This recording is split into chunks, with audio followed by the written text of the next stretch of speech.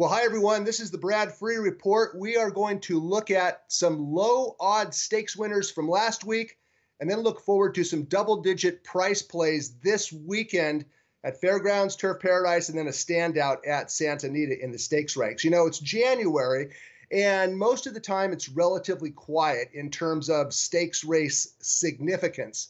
But maybe what happened last weekend at Santa Anita will have some lasting meaning.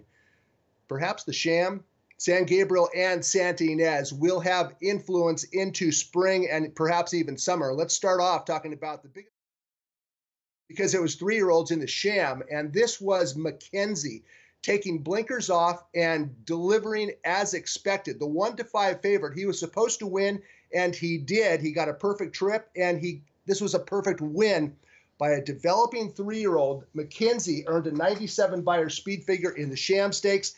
He's on his way toward the Santa Anita and Kentucky Derbies. Okay, also on Saturday, it's in the post. Return to form with a solid win in the Grade 2 San Gabriel. His 7th win from 31 starts. He also got a perfect trip in the clear. And as long as he gets that perfect trip, he will win more than his share. Watch out for 5th place finisher Isotherm. He ran like a horse that needed the race. Finally, 3-year-old fillies, and rallying wide on the outside, Midnight Bisou.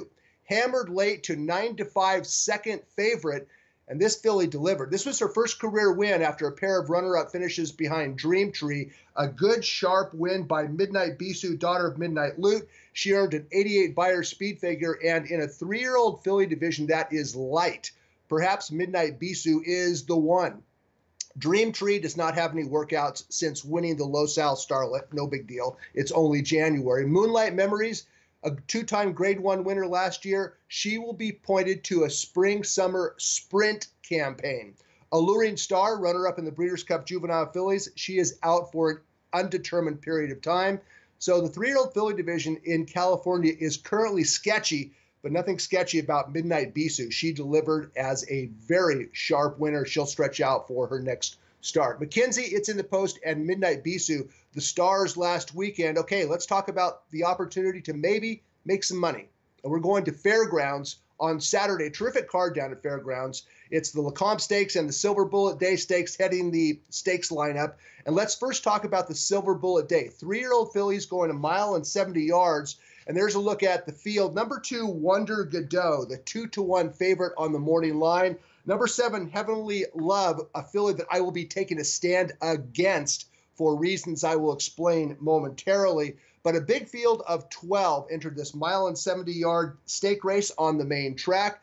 Let's take a look at Wonder Godot's most recent win. It was in the Grade 2 Demoiselle, and she took care of business. It was an okay win. It was a decisive win by more than 3 lengths, nearly 4 lengths, with an 82 Beyer speed figure. She had previously finished 6th in the Breeders' Cup Juvenile Fillies, dropped in class, and took care of business. She's the 2-1 favorite in the Silver Bullet Day.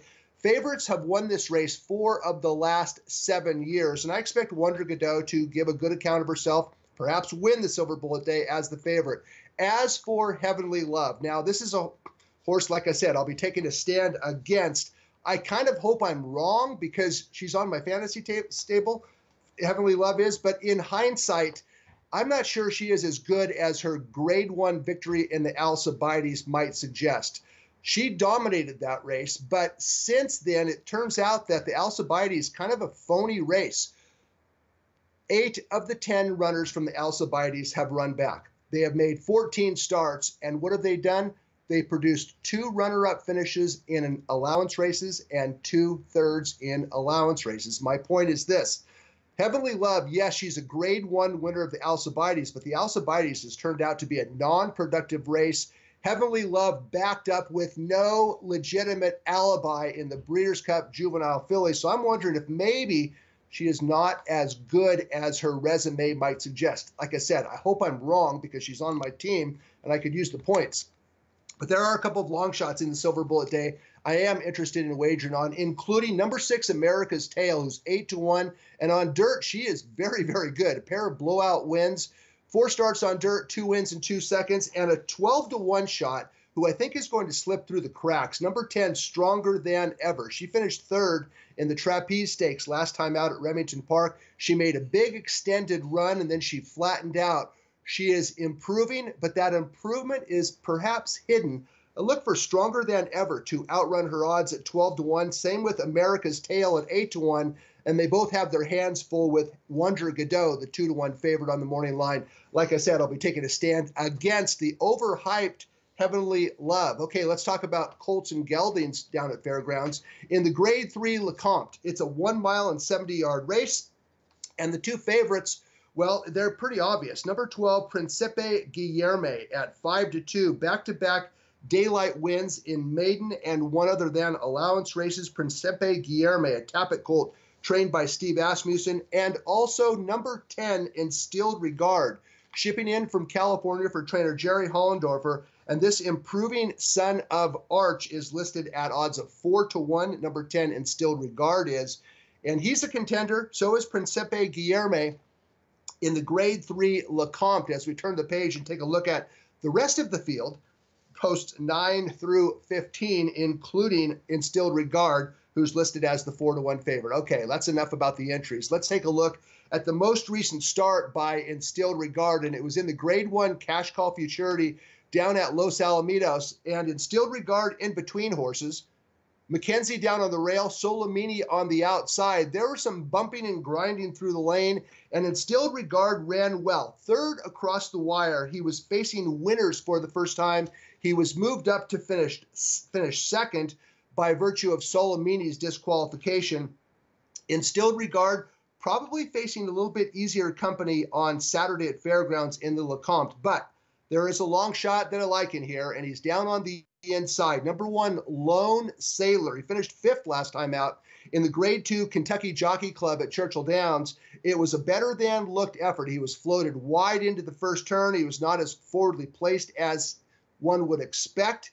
And trainer Tom Amos is adding blinkers to Lone Sailor's equipment. He has a series of sharp workouts at Fairgrounds. Amos told something I thought interesting to Daily Race Inform correspondent Marcus Hirsch, and I'll just read back the quote.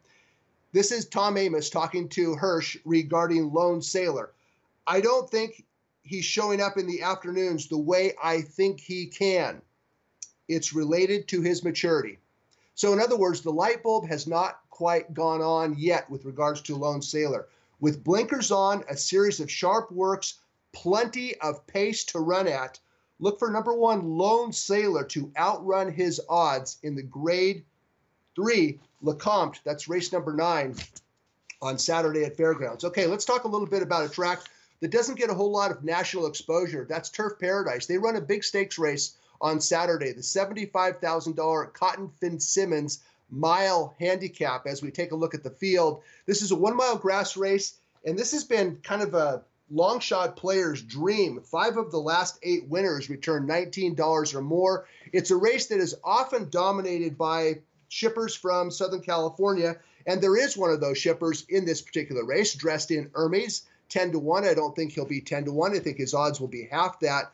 It's a good field. Trainer Robertino Diodoro has the 2 favorites in Way Striking, number 6, and also he starts Comebacker Inside Straight. Now, either one of these horses has a chance to win this race, and Way Striking, even though he finished second last time out as the odds-on favorite in a dirt race, he actually ran super that day. Talking about Way Striking, he was dueled into he was a pace casualty is what I'm trying to say, and he ran well to finish second, but I like the horse that finished right behind him, horse by the name of Born in a Breeze. Improving form. He made a run at Way Striking, and then he flattened out. That was his second start off the claim. This is the 3rd start of his form cycle. Number 4, Born in a Breeze, and at odds of 15-1, if he moves forward just a little bit more, I think he has a chance to spring an upset. 15-1 shot, Born in a Breeze in the Cotton Fitzsimmons down at Turf Paradise on Saturday. Okay, on a more local theme, the Grade 2 La Cañada Stakes will be run on Saturday at Santa Anita. It's race number 8. A field of 8 fillies and mares entered this race. We do expect there to be at least one scratch. I'm not sure about Shenandoah Queen. She could come out.